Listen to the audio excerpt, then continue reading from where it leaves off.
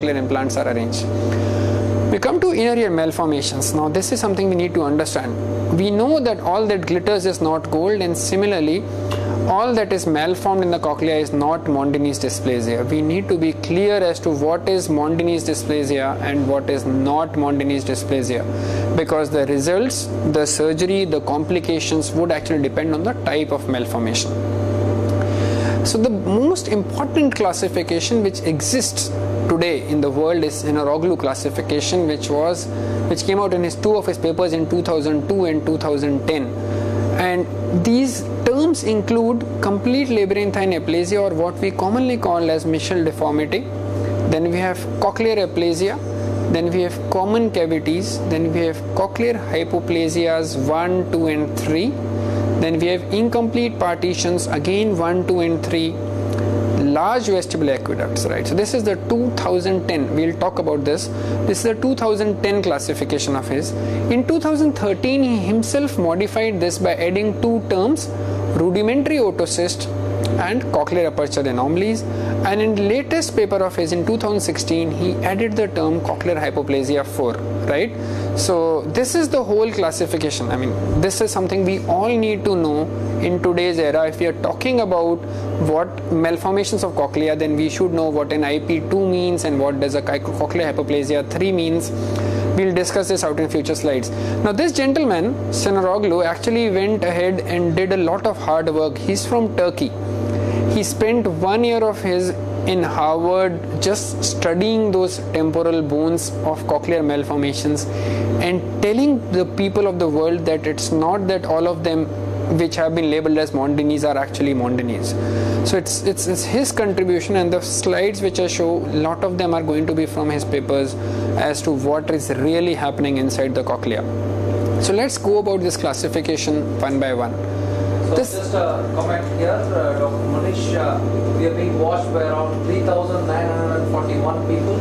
Which is actually a huge number, and several people from all over the world are saying that it's a fantastic program.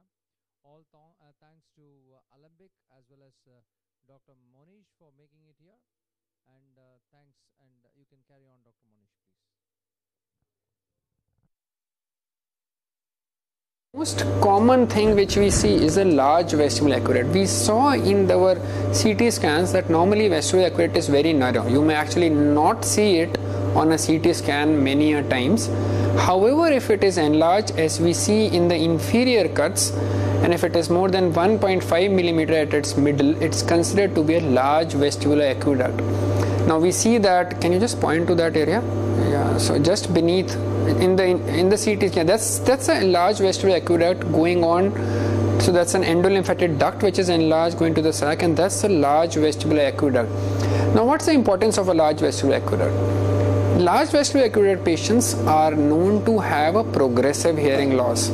Many a times this hearing loss happens because even a minor trauma to the head, even a pat on the head, would transmit this impulse to the inner ear, right? So this simple pat on the head would give a lot of pressure to the inner ear, which would cause progressive hearing loss. That's one of the theories behind it. This would mean that if you see this patient, always evaluate these patients for thyroid problems, because you have Pendred syndrome, which is goiter associated with a large vestibular aqueduct. So that's something which you should always evaluate. And third important thing is, these patients, when you do a cochlear implant and you open up the cochlea by cochleostomy, you will always see some pulsations happening in the cochlea, because these are the transmitted pulsations of the brain which you would be able to see. Now, usually this would not be a very severe egress of the CSF, just small ooze which is present. However, if it is associated with other anomalies which you need to look out for, if you have a large vestibular aqueduct, you may have a CSF gusher happening. So these patients usually do well. Isolated large vestibular aqueduct, they do very well because they are progressive hearing loss patients. The auditory cortex is already well developed. Just that you need to know that you will have those pulsations happening around. Okay, let's look at the other malformations in this classification which have been mentioned, right? So we had this patient. Now this patient, this is a 16-year-old girl probably. She had been operated for bilateral chronic otitis media. Bilateral tympanomastoidectomies were done at some center. She came to us with a bilateral profound SNHL. Now the right ear was still discharging, as is evident on the first cut.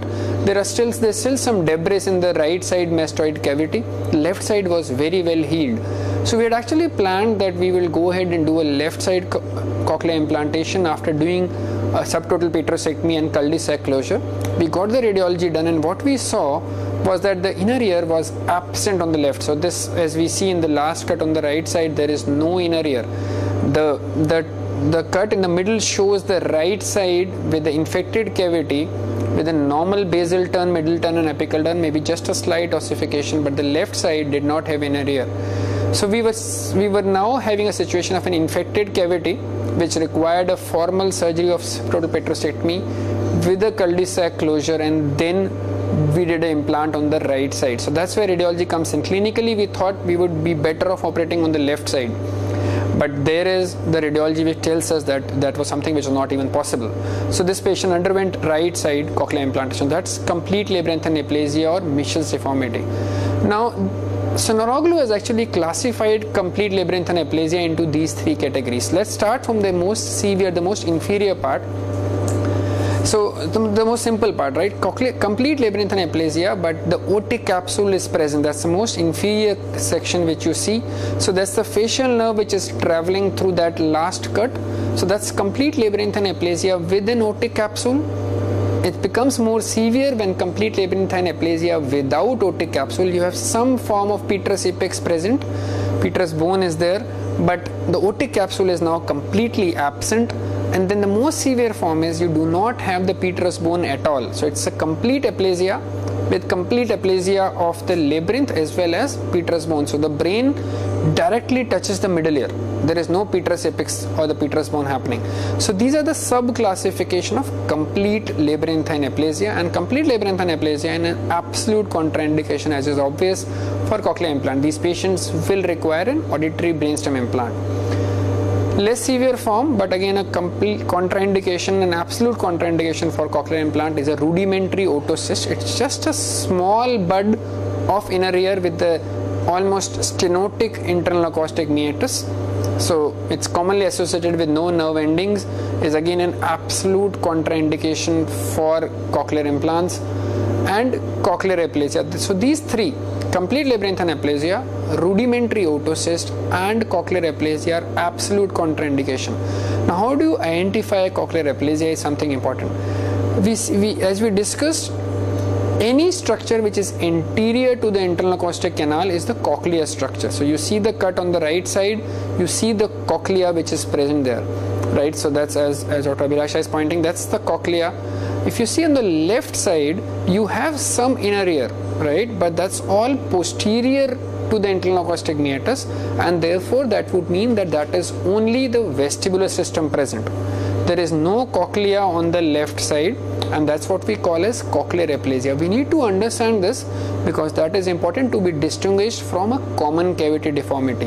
A common cavity deformity will be on all the sides. The inner ear will be on all the sides of internal acoustic meatus, while a cochlear aplasia would be only inner ear structure present posterior to the internal acoustic meatus. So that's a cochlear aplasia, classical cochlear aplasia, a absolute contraindication for cochlear implant. So we have seen complete labyrinthine aplasia, we saw rudimentary otocyst, we are seeing cochlear aplasia. These three, as I mentioned, are absolute contraindications for a cochlear implant. Common cavity, this is a patient we see, that's an internal acoustic meatus. The inner ear is present all around it. So this has some cochlear structures which are present. So this patient can undergo cochlear implantation. The results will not go, but still better than a brainstem implant. So this is a relative contraindication in the sense that as we grow in experience, we can go ahead and do a cochlear implant in these patients. So importantly, if the inner ear structures are only posterior to the internal acoustic meatus, we do not do a cochlear implant. But if it's present anterior as well, then that means that we have some cochlear structures which are present in this cavity, and therefore that's a common cavity. Now let's look at the term cochlear hypoplasia. Okay, cochlear hypoplasia by definition would mean two things. You have to have smaller external dimensions and the turns need to be less than 2.5. This is the definition of a cochlear hypoplasia. Now as we go now, these are the things which we are going to see more commonly, so we need to understand these things in a more important way. So I will be slower on these slides, the next 5-6 slides. Right, so cochlear hypoplasia, remember the definition, it's smaller in external dimension, less than 2.5 turns. Now as per the classification, can we just leave it to 1 right now? So cochlear hypoplasia 1, it's a very small structure. The interscalar septa, that is ISS and modulus, both are absent, and it can have or may not actually have many a times any partition between the cochlea and the internal acoustic canal. So first thing, it's very small, it has no scala, no module, no septations and no modulus.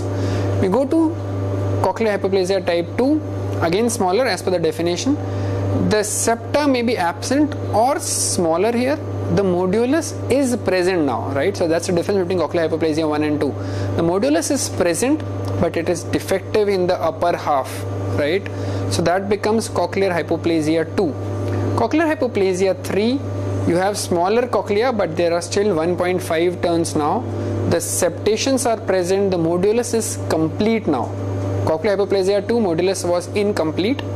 It's a complete modulus now, but it is smaller in dimension. So the turns are less, therefore the dimensions of the modulus are smaller.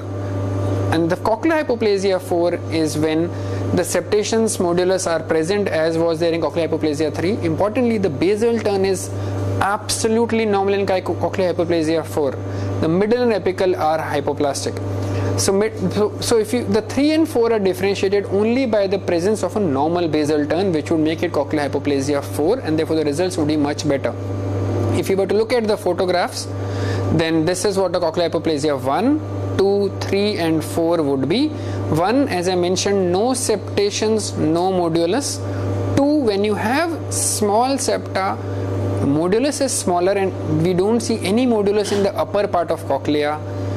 Type 3, when you have a complete modulus dividing even the upper part of cochlea, but it is much smaller than a normal cochlea, the modulus is much smaller.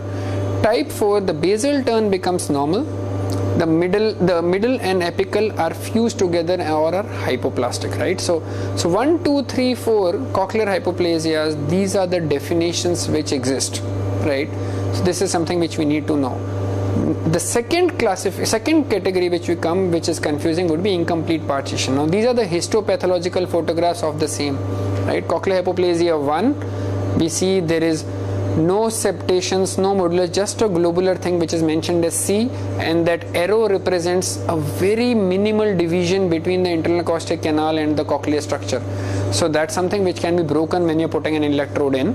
Cochlear hypoplasia 2, the middle structure C, which shows a very small modulus, very small septations, and it's actually a defective modulus in the upper half. And then the type 3, when you have a complete modulus, but it is smaller in size, right? So that's how we differentiate 1, 2 and 3. We talk about incomplete partition. Now the distinguishing factor between incomplete partitions or IPs and CH, right? Incomplete partition cochlear hypoplasia is, as by definition we saw, cochlear hypoplasia has to be smaller in dimension. Incomplete partitions would have a normal dimension, right? They would be as normal in dimension as a normal cochlea. The inner structures would be deficient. So cochlear hypoplasia would look small on a CT scan. Incomplete partition would look like a normal cochlear dimension on a CT scan. How do we differentiate between incomplete partitions now? So incomplete partitions are again 1, 2 and 3. We would revise these in the next 2-3 slides. Incomplete partition 1, when the septations are absent, modulus is absent, right? So that's kind of a cochlear hypoplasia 1 if you look at it. But when you have a normal size cochlea with the septations which are absent, the modulus which is absent, it becomes incomplete partition 1. And this is what it would look like, right? Incomplete partition 2 is when the septations are present in the middle turn but absent in the apical and middle turn, right? And modulus is complete. So IP2 is what we call as a Mondini's deformity, right? If you ask a Mondini's deformity, it would include 3 things: an IP2 deformity, enlarged vestibular aqueduct and a dysplastic vestibule. Right, so this is what you need to know. Not every other thing is Mondini's. It's only IP2 with large vestibular aqueduct with a dysplastic vestibule that we will call it a Mondini's deformity. Right, so IP2, that's the most important thing, because IP2 is commonly seen rather than other malformations. So IP2, your basal turn is normal. The middle and apical are actually absent or fused together. Right, so you do not have any differentiation between middle and apical, and the modulus is completely present. Right, so that's how in the basal turn. Right, so that's how you get very good results, because the basal turn is the prime area for our stimulation of the cochlea. IP3, you would have septations present but modulus absent. So let's see the CT scans of the same.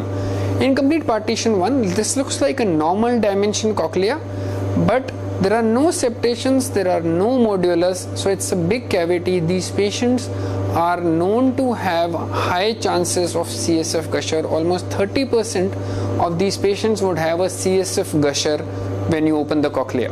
So this is an IP1 deformity on a CT scan. IP2, the basal turn looks normal, right? But the middle and apical are fused. You do not see any differentiation. That arrow which is present shows that there is no differentiation in the middle and apical turn, and it is associated with the large vestibular aqueduct, the white arrow, and a dysplastic or an enlarged vestibule. So that's a Mondini's deformity. IP2, large vestibular aqueduct, and a dysplastic vestibule. And the last thing is IP3. When you look at that IP3, it's kind of like the whole of the internal acoustic canal is having protrusions, right? So IP3, it's a big communication between the cochlea and the internal acoustic canal. There is a 90% to 100% chance that this patient will have a CSF gusher intraoperatively. Also, when you're putting in an electrode array, it would go directly into the internal acoustic canal, so we need to be very careful. In IP2, we can use any kind of electrode array, right? Because the basal turn is at our disposal. So we can use any electrode array in IP2 anomalies. In IP1 and 3, we can only use full band electrodes and those which are straight, right? We cannot use perimodular electrodes. So that's where radiology is important. IP2, any electrodes. IP1 and 3, only straight electrode array which are not long. Even the shorter electrode arrays are what you are looking at. So this is the differentiation of IP1, 2 and 3.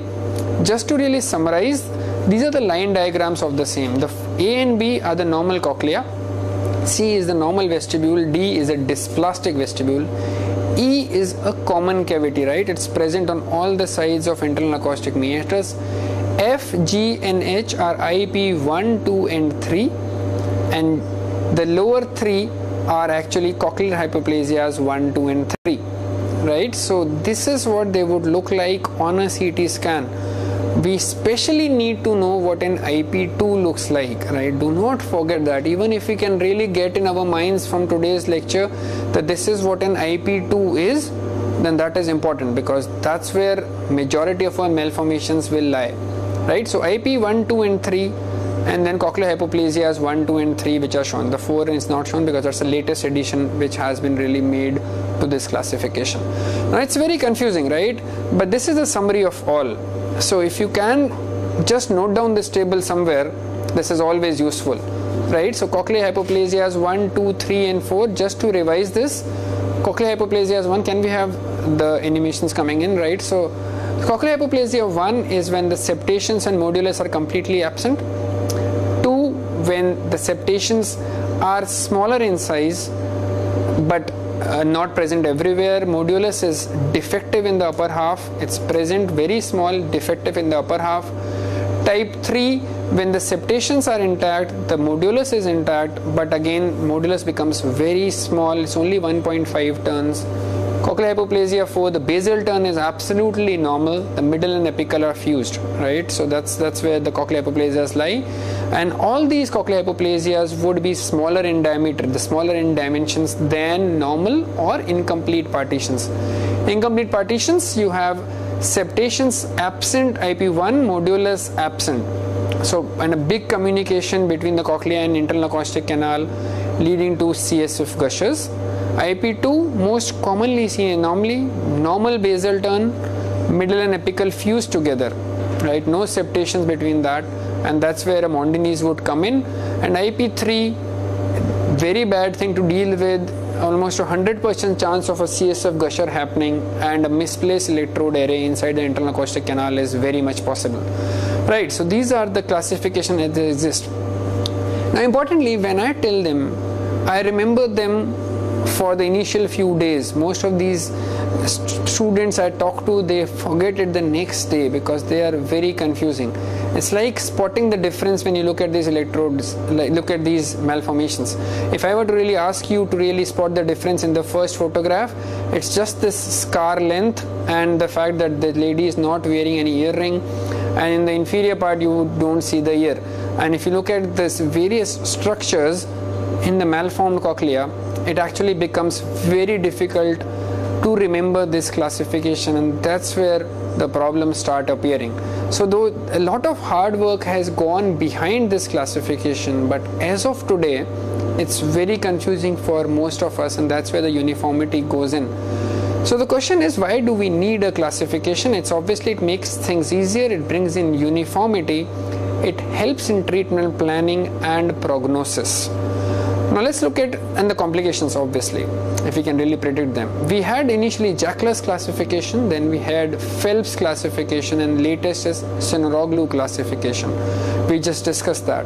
Now Sonoroglu classification, yeah, this is the whole classification which exists as of the latest 2016. If we look at it, do we really need a new classification? Because this classification which exists, though very exhaustive, is confusing. It really doesn't help us in many ways, because the purpose of a classification, as we talked, it's to make the things appear easier. Now, can I really distinguish between IP2 and CH3? If I were to ask you that, most of you and even me and most of the surgeons would find it difficult to do it at the first glance. IP1 and CH2, it's again difficult.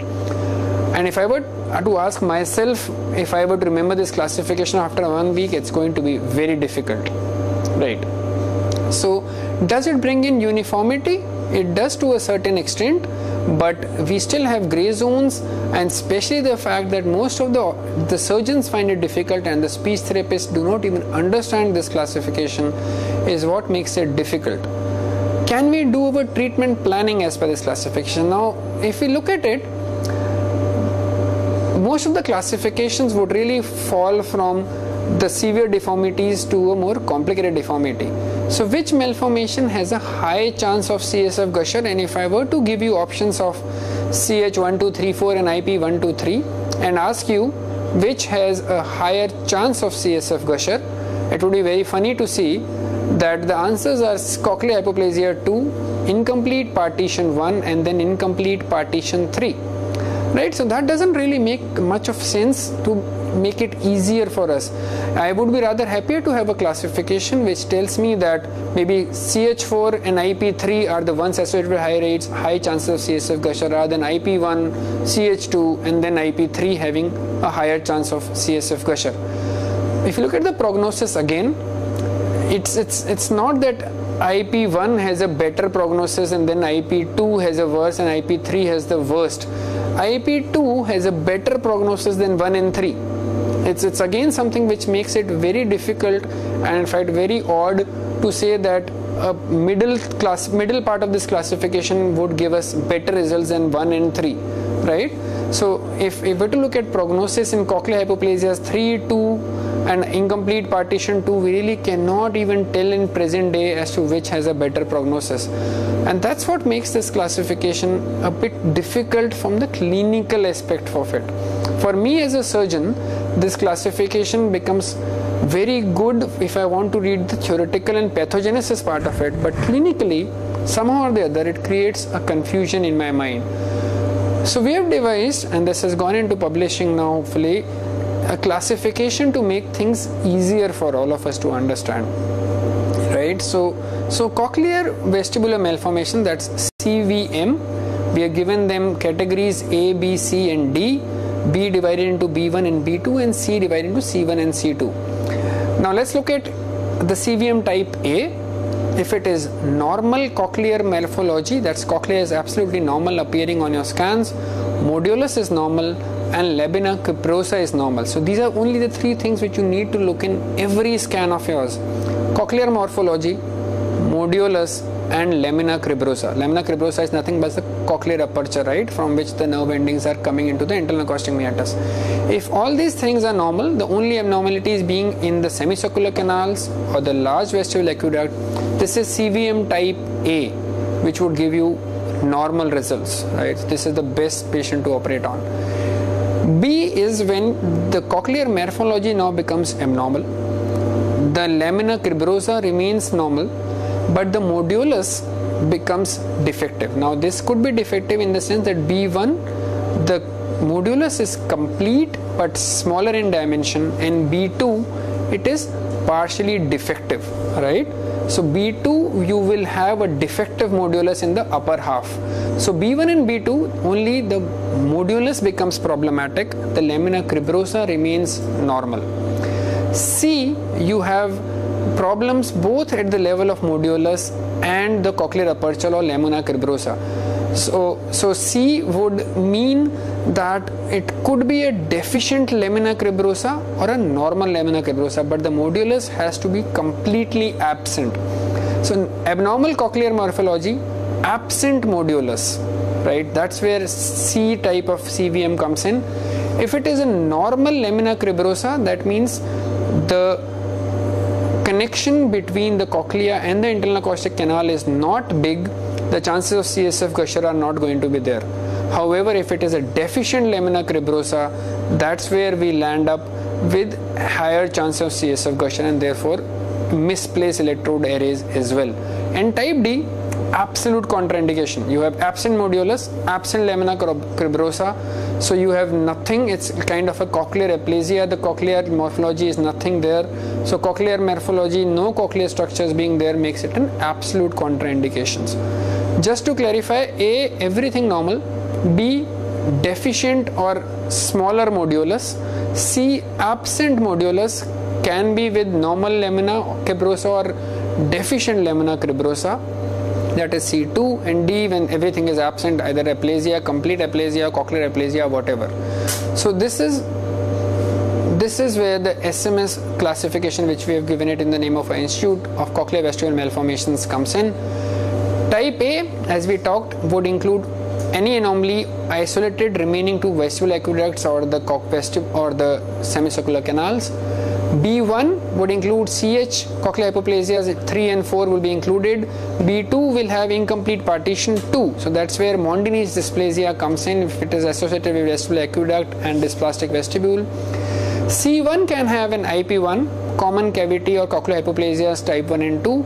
Common cavity and CH1 and 2 can be part of C1 and C2, right? If you're really to correlate it with the previous classification, depending on the lamina cribrosa, if it is deficient becomes C2, so common cavity can have a deficient lamina cribrosa and then it becomes C2, and D would be a complete labyrinthine aplasia, rudimentary otostation, cochlear aplasia. All three terms lie with D. So importantly, what I want to emphasize is, if you're looking at a malformed cochlea, look at these three things: cochlear morphology, modulus, and lamina cribrosa. All these three things, and you look at these three one by one and you would know which patient would do which fare the which way. Let's look at examples. If you look at the prognosis, A, B1, B2, C1, C2, D, it worsens as we go from A to D. There is nothing like B1 will do better than B2, will do worse than B2. That's where the importance comes in and makes it easier.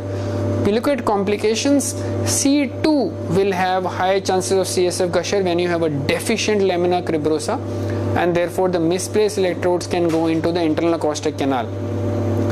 You look at the treatment planning. With A, it is a routine surgery. B1, B2, again routine surgery, but do not plan for long electrode arrays or for a complete cochlear coverage because the modulus is smaller here. C1, you definitely need smaller electrode arrays. You cannot use perimodular arrays. You have to use full banded straight electrode arrays and may need to modify surgeries, that is the CSF gushers may sometimes be present. C2, you will always have CSF gushers. You have very high chances of misplaced electrodes, and the CSF gusher may require electrodes like foam electrodes, which we discussed, a bigger cochleostomy, and requiring things like glue, and even prepare ourselves for subtotal petrosectomy. And D would mean a contraindication for a cochlear implant. So we have to look in the categories of A, B, C and D and decide the treatment plan as per this classification, which makes it simpler. So look at the cochlear morphology, look at the modulus, and then look at the lamina cribrosa to decide what you need to do with that particular patient. So as I mentioned again, 3 things to look on radiology for cochlear malformations: morphology of cochlea, modulus, whether it's present or absent or defective, and lamina cribrosa. Remember what is Mondini's deformity, that's B2 as per this classification, or incomplete partition 2. So that's with large vestibular aqueduct and a dysplastic vestibule. So that's the whole of malformation. It's a very confusing thing, but when you see the scans, always remember to see the normal structures and correlate it with the malformed cochleas.